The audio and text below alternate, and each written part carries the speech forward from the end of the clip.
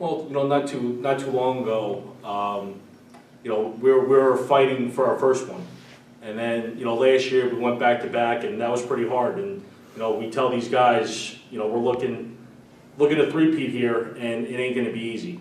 And these guys are working hard every day, and I'm pretty excited to see what we're going to do this year. It's a different adjustment this year. Last year had its own challenges, like you said. We weren't sure if we were going to play. This year was our first fall ball since 2019.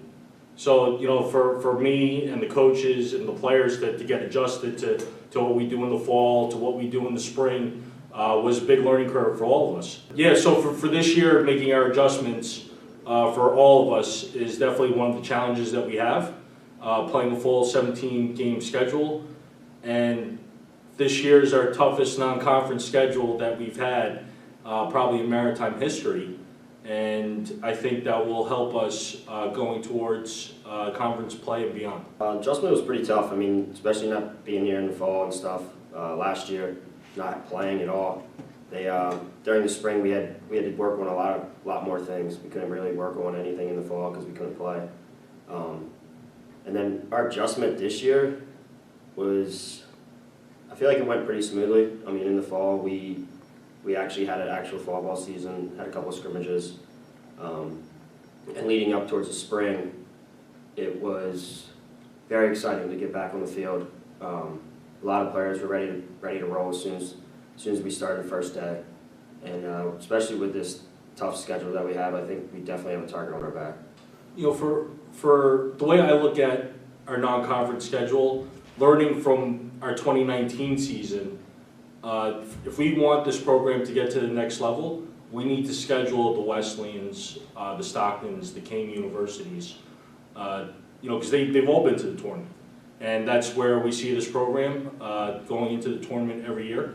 And for us to get to the next level, we need to beat those teams and see that type of speed on a weekly basis. I think it's a great idea. It's smart. I mean, one coach's half for scheduling all these tough teams and stuff. I think the players will be ready for the opponents and everything, but it's definitely worth it once it comes down the long run. Once we hit May, prime season, usually when we start peaking, and we can see it on the field as soon as it happens.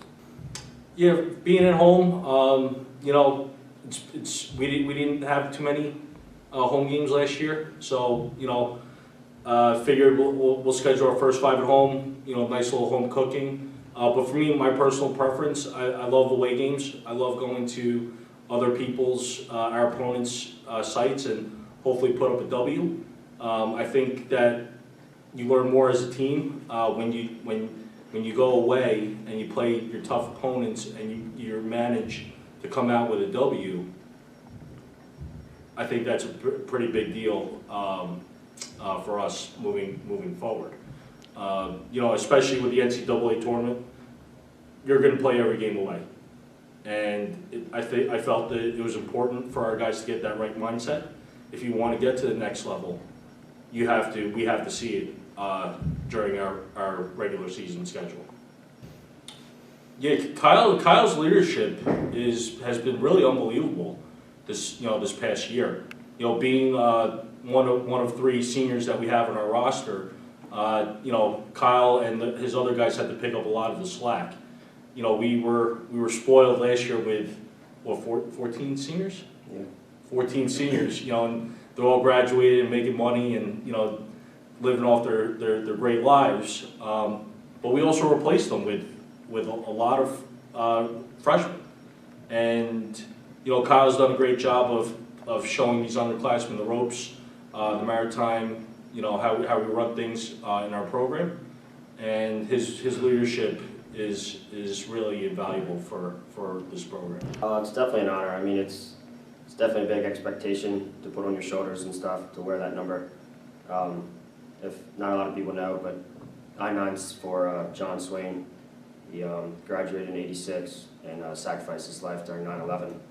But we brought back his jersey to honor him, and it's definitely an honor. I mean, it's tough to put it on every day and just exceed to his expectations. for in 2019 when we first made it, I asked the guys, how far do you want to take this thing? How far do you want to go?